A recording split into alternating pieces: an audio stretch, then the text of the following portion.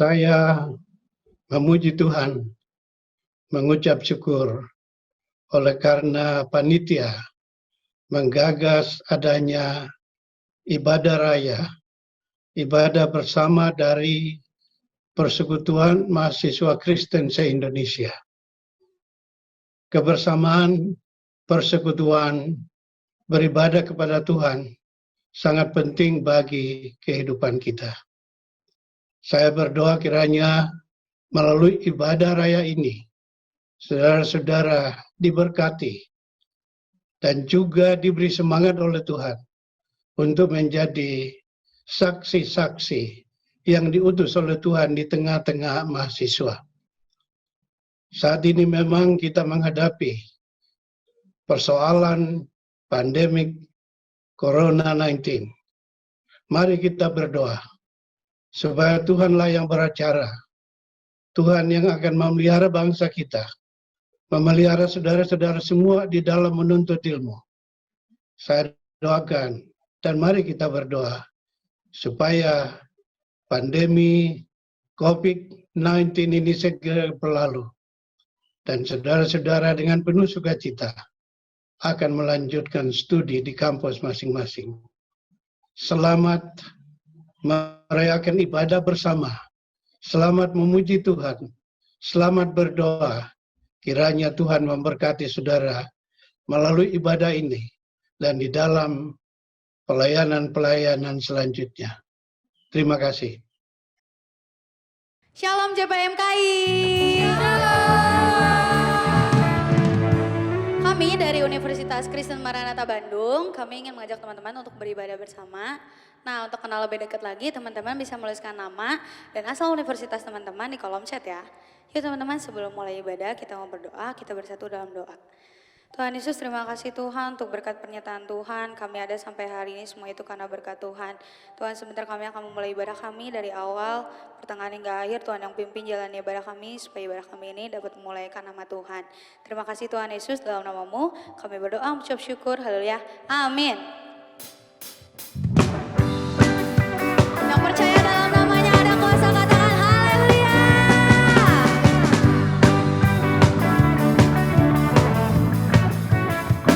Namanya Tuhanku, menara yang teguh, kota benteng pelindunganku,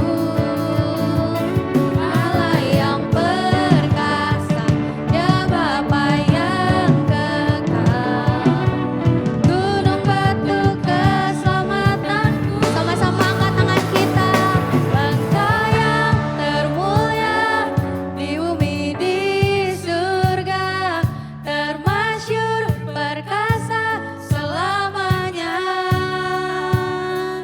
Engkau yang berkuasa di dalam segala hal, ada kuasa dalam nama Yesusku. Lebih lagi memuji Tuhan. Sama-sama tepuk tangan kita.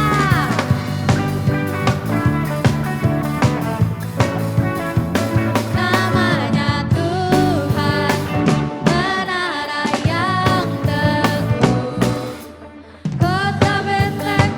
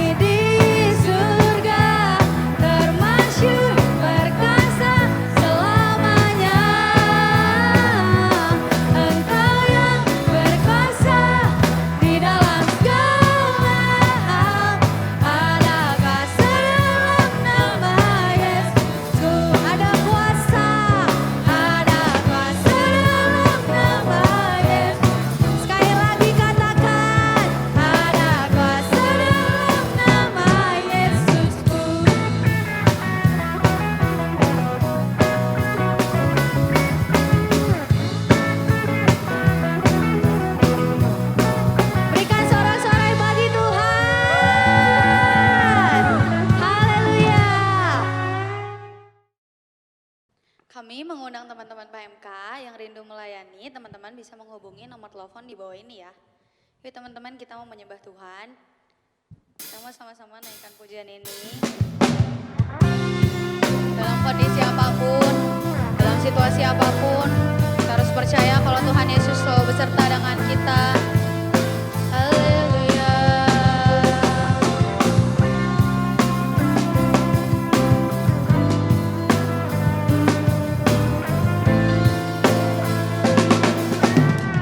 Sama-sama katakan.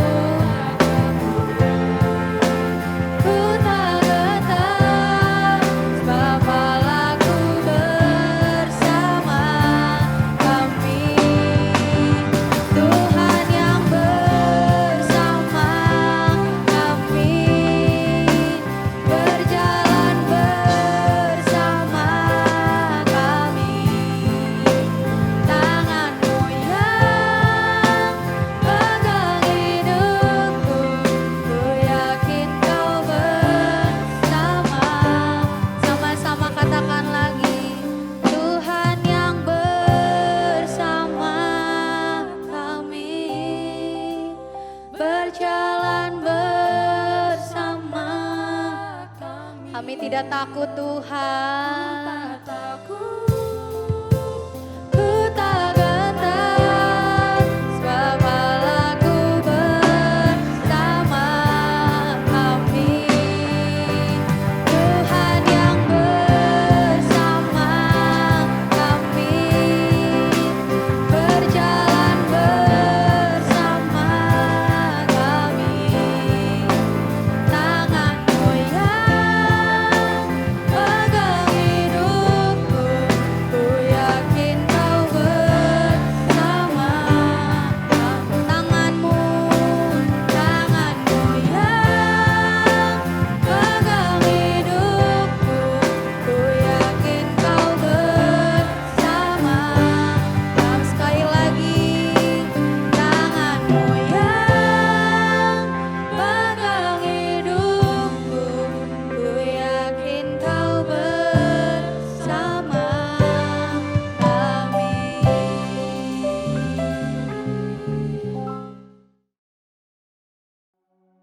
Baiklah, sebelum kita mendengarkan firman Tuhan, mari bersama-sama kita tundukkan kepala sejenak, kita datang dalam doa. Mari kita berdoa. Bapa di dalam surga, terima kasih buat kesempatan yang Tuhan berikan bagi kami. Satu kali lagi kami diberi kesempatan untuk bisa memuji, memuliakan nama Tuhan.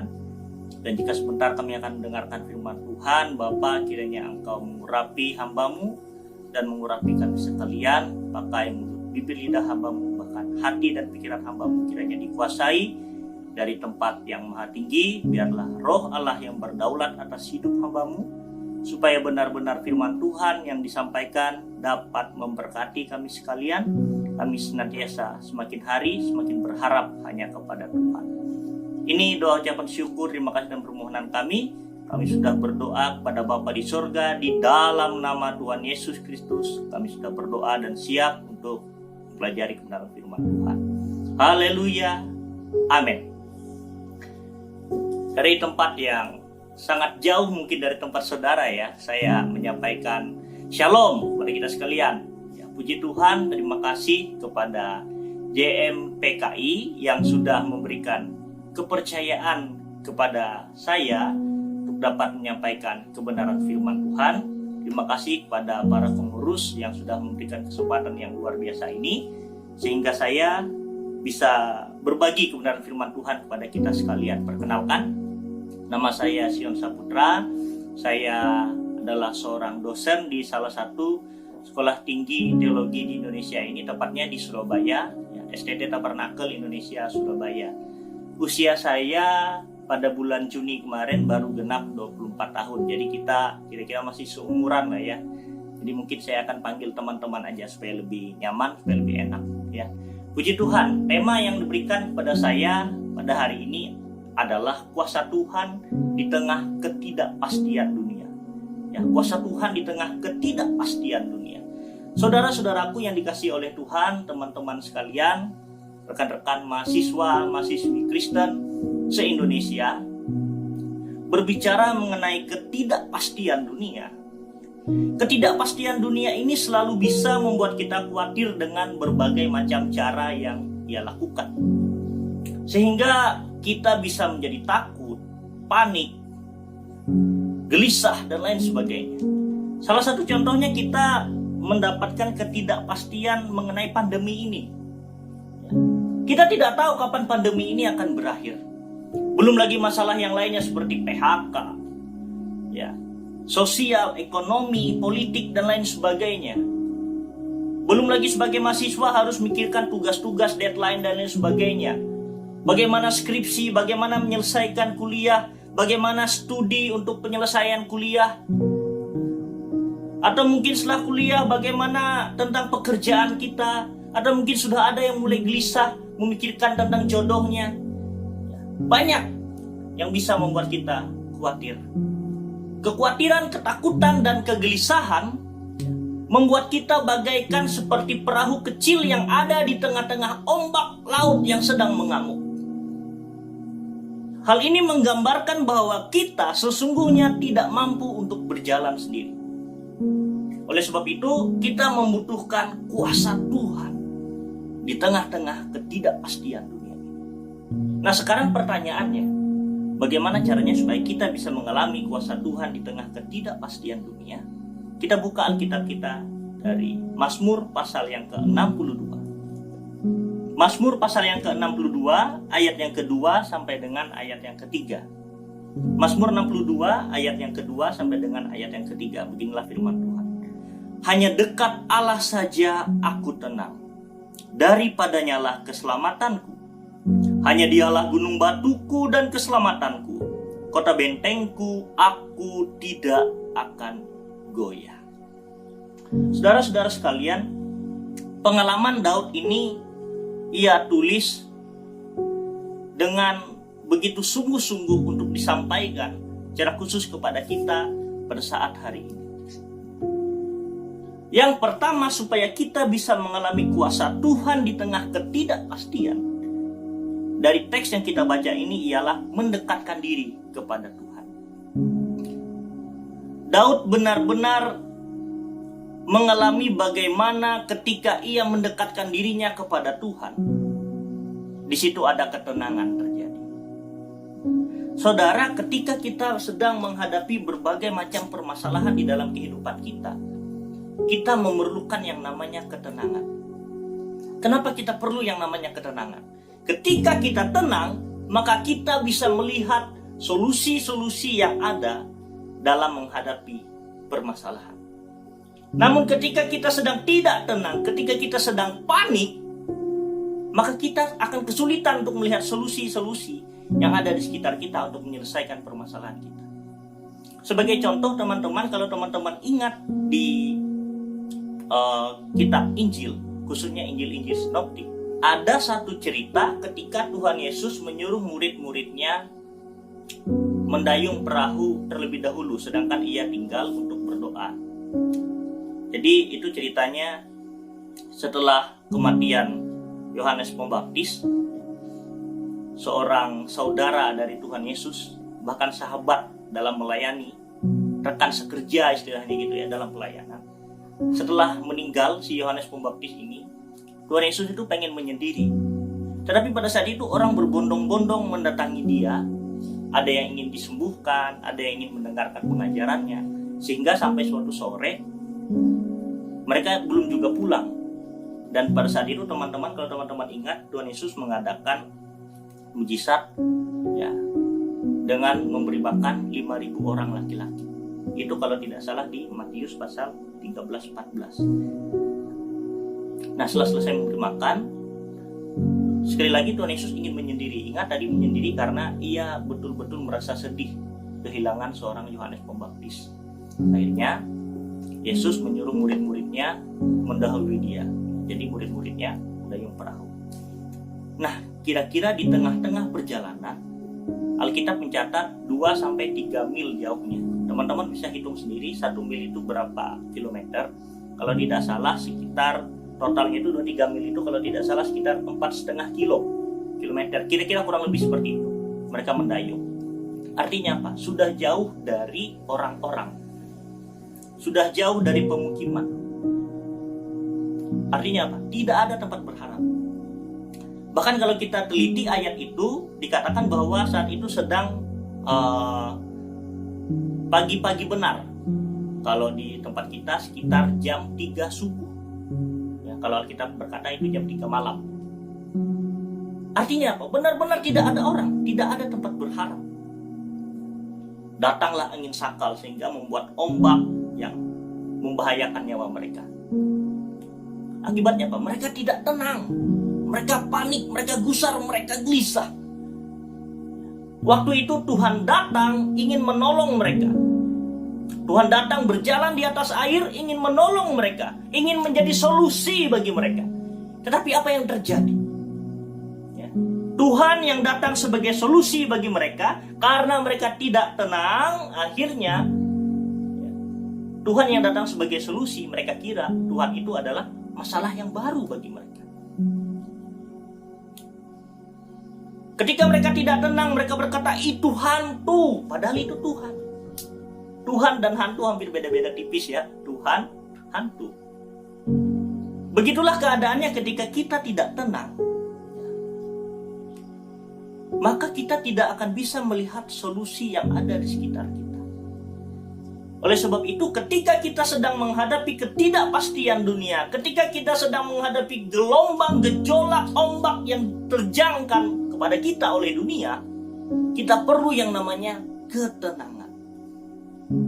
Ketika kita tenang, ketika kita bisa berpikir dengan jernih, maka kita bisa melihat solusi-solusi yang ada, dan kita mampu menghadapi permasalahan kita bersama dengan Tuhan yang memberikan kita ketenangan.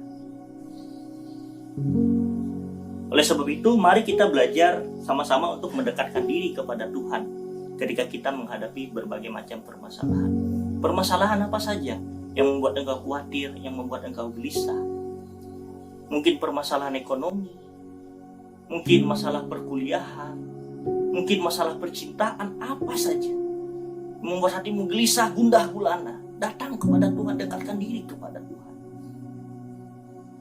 Banyak orang-orang yang ketika sedang dalam keadaan baik-baik saja, ya mendekat kepada Tuhan. Tetapi ketika keadaan memburuk malah menjauhkan diri dari Tuhan. Itu pemikiran yang terbalik. Seharusnya ketika kita sedang menghadapi masalah, di saat itu kita seharusnya semakin mendekatkan diri kepada Tuhan. Saudaraku, saya sering melihat kutipan-kutipan yang benar-benar luar biasa menurut saya. Salah satunya adalah orang yang setiap hari berlutut di hadapan Tuhan, ia akan mampu berdiri sepanjang hari menghadapi berbagai macam permasalahan. Secara manusiawi mungkin kita lemah, mungkin kita tidak mampu, terlihat tidak mungkin bagi kita. Tetapi bersama dengan Tuhan, yakin dan percaya, kita bisa menghadapi berbagai macam permasalahan. Kita bisa menjalani kehidupan kita dengan kekuatan yang daripada Tuhan. Oleh sebab itu, mendekatkan diri kepada Tuhan merupakan langkah pertama yang harus kita lakukan untuk kita bisa mendapatkan kekuatan dari Tuhan dalam menghadapi ketidakpastian. Yang kedua, supaya kita bisa mendapatkan kekuatan yang daripada Tuhan atau mengalami kuasa Tuhan di tengah ketidakpastian dunia ini, adalah kita mau mengingat segala kebaikan Tuhan yang pernah terjadi di dalam kehidupan kita. Teman-temanku yang dikasihi oleh Tuhan, Daud tidak bisa berkata seperti ini kalau tidak ada pengalaman. Daud benar-benar mengalami bagaimana Tuhan itu adalah gunung batu keselamatannya, kota bentengnya, dan dia tidak akan goyah karena perlindungan Tuhan.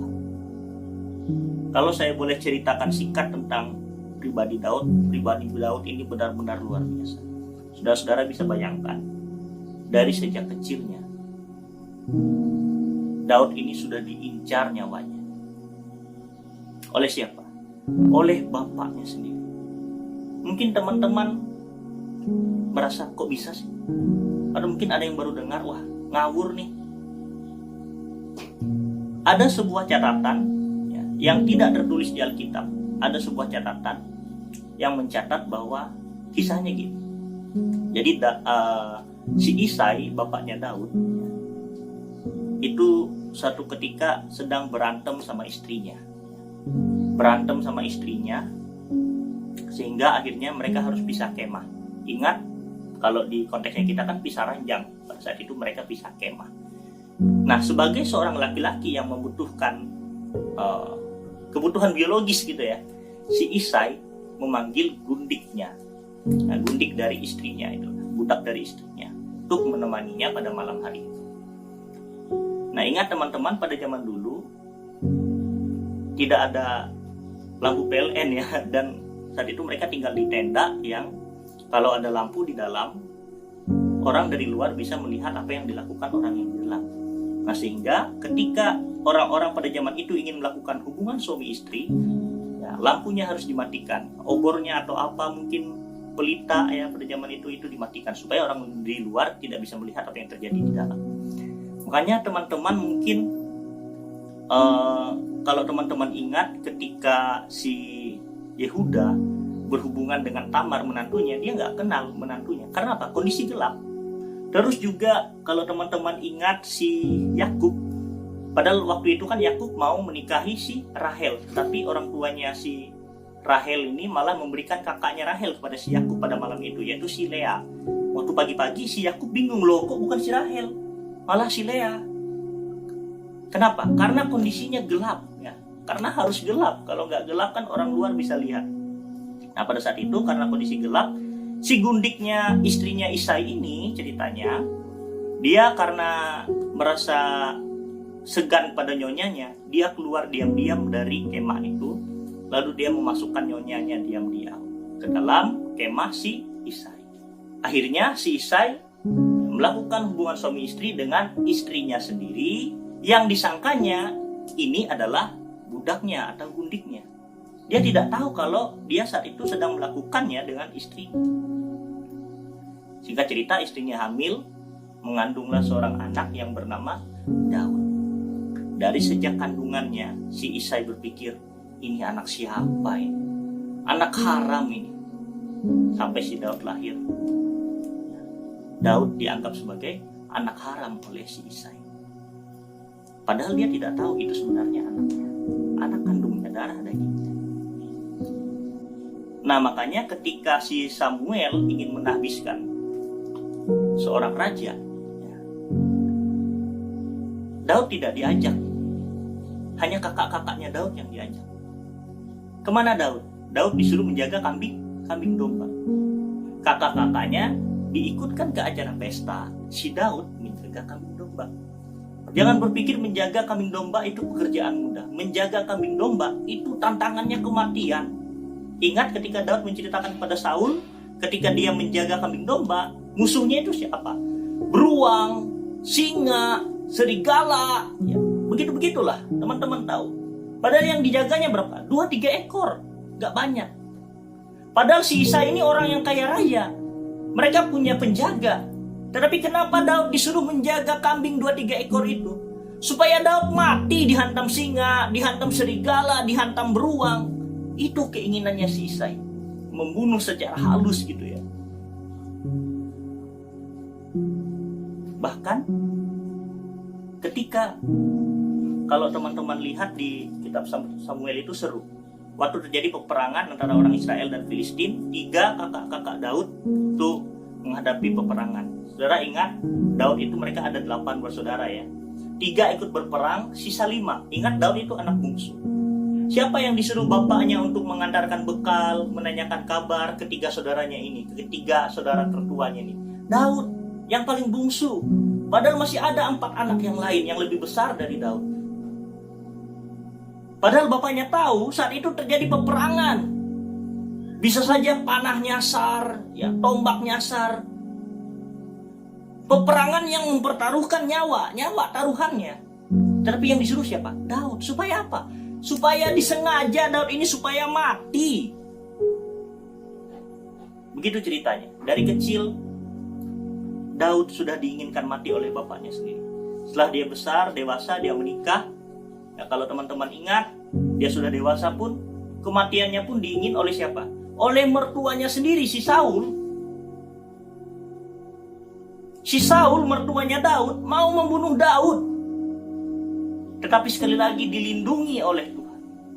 Bahkan ketika Daud sudah tua, puncaknya adalah kudeta yang dilakukan oleh anaknya sendiri, Absalom. Dan sekali lagi Daud ditolong oleh Tuhan. Dari sejak kecilnya mau dibunuh oleh bapaknya, sejak dewasanya mau dibunuh oleh mertuanya sendiri, bahkan sampai dia masa tuanya mau dibunuh oleh anaknya sendiri.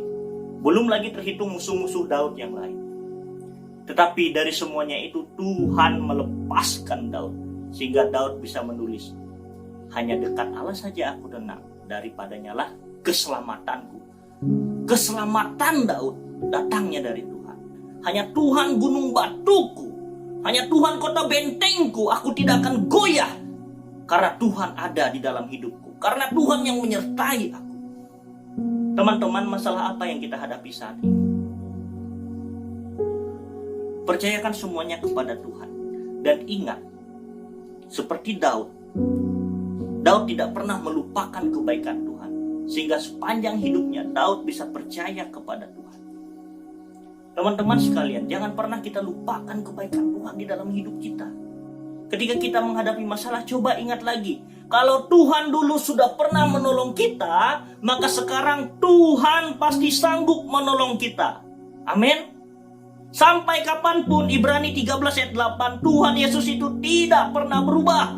Dahulu, sekarang, sampai selama-lamanya. Dia tidak pernah berubah.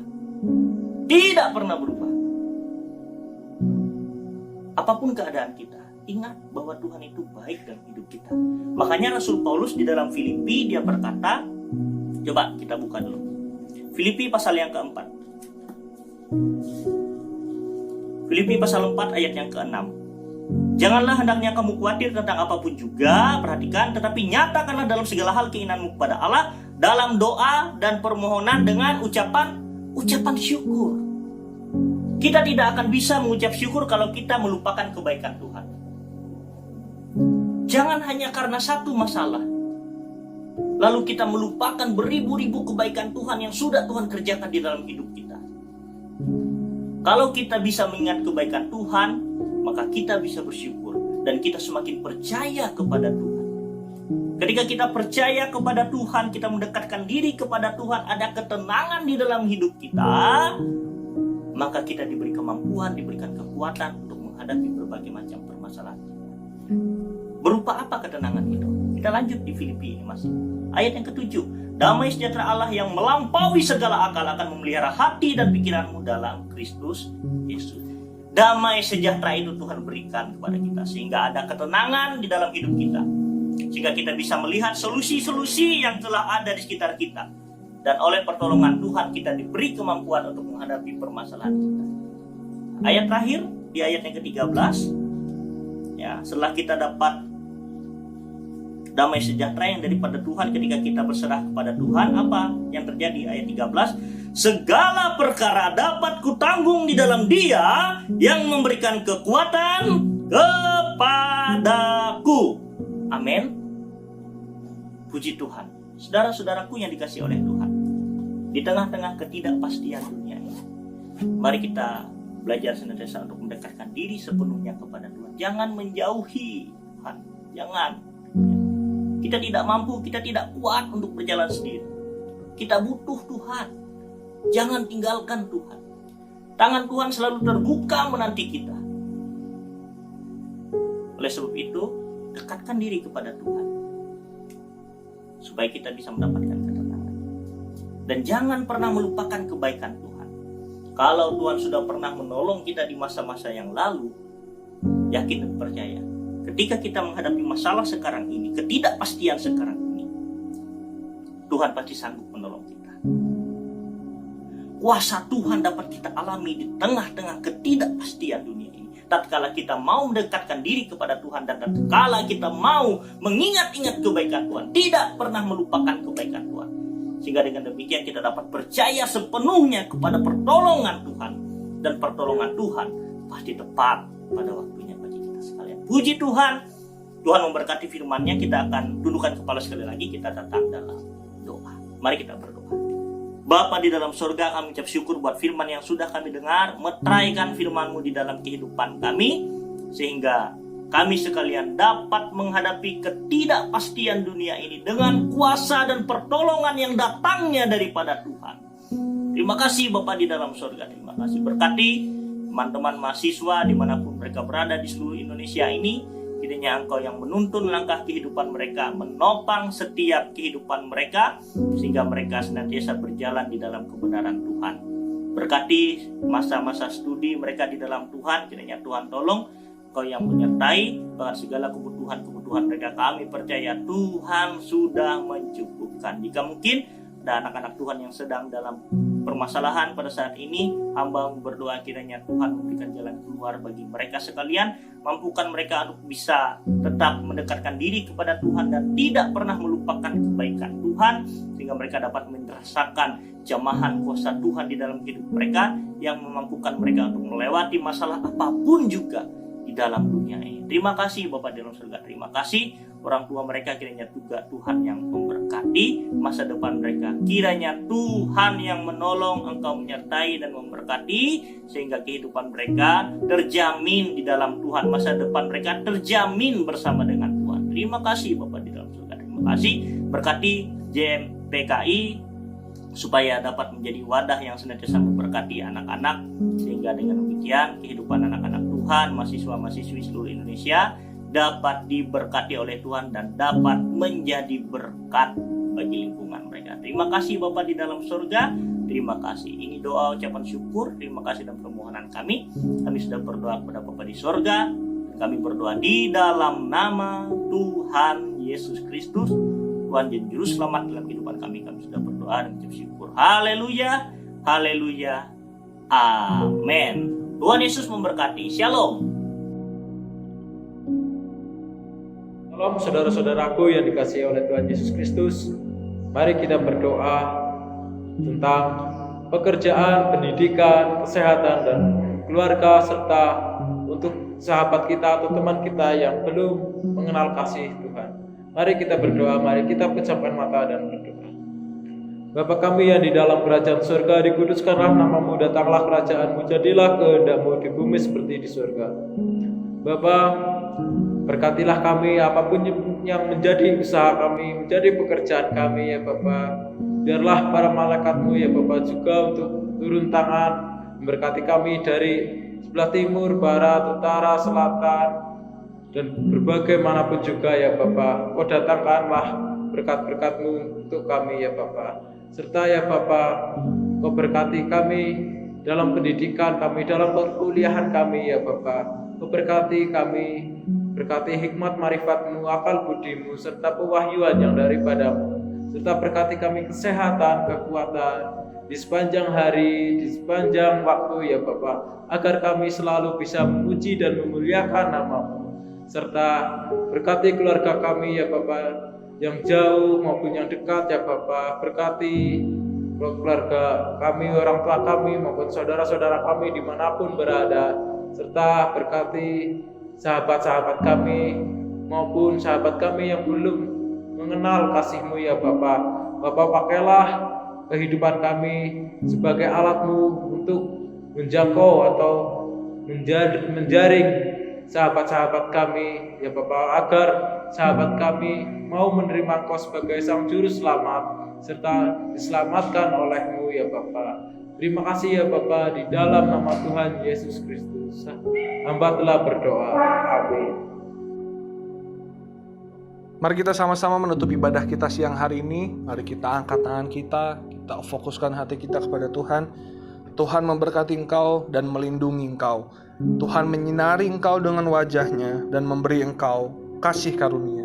Tuhan menghadapkan wajahnya kepadamu dan memberi engkau damai sejahtera. Turunlah atas setiap kita berkat dari Allah Bapa, dari Allah Anak, serta persekutuan yang intim dengan Allah Roh Kudus memenuhi kehidupan kita, keluarga kita, studi kita, hubungan kita, semua yang ada di lingkungan kita, semua diberkati, dipulihkan oleh Tuhan. Dan kami percaya Tuhan, kami mau terus mengiring Engkau sampai kedatangan Engkau yang kedua kalinya. Terima kasih Tuhan, terima kasih. Kami serahkan semua pengharapan kami ke dalam tangan-Mu. Kami percaya tangan-Mu tidak pernah mengecewakan setiap kami.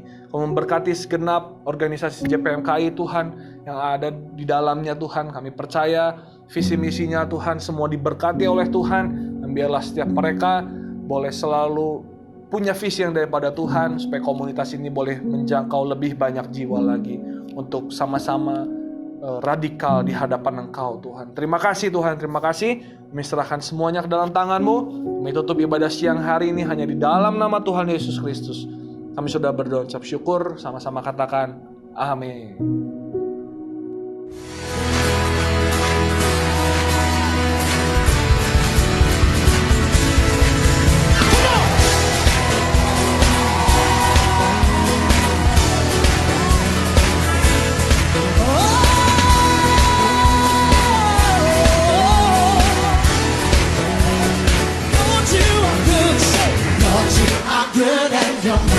Endure forever. Lord, you are good and your mercy endure forever.